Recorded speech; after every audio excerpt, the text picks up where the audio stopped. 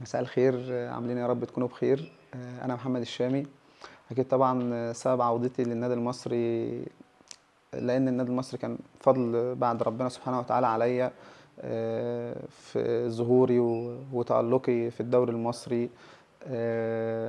عملت 6 شهور محترمين داخل النادي المصري، ظهروا محمد الشامي، فده طبعا كان سبب كبير ان انا اكون متواجد تاني في النادي المصري الفترة اللي جاية إن شاء الله.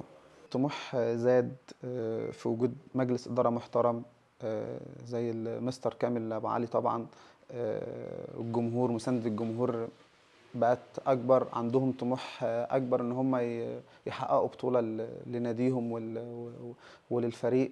في هدفين سجلتهم لما كنت أنا موجود موسم 2016-2017، جول ليا في النادي الأهلي وجول ليا في نادي المقاولين العرب، فدول افضل هدفين انا جبتهم لما كنت موجود يعني. اكيد طبعا بوجه رساله للجمهور، دايما الجمهور رقم واحد بالنسبه لاي فريق، وهم الدعم الحقيقي لينا واللي بيخلينا فعلا بنحس في الملعب ان احنا بنلعب عشان حاجه.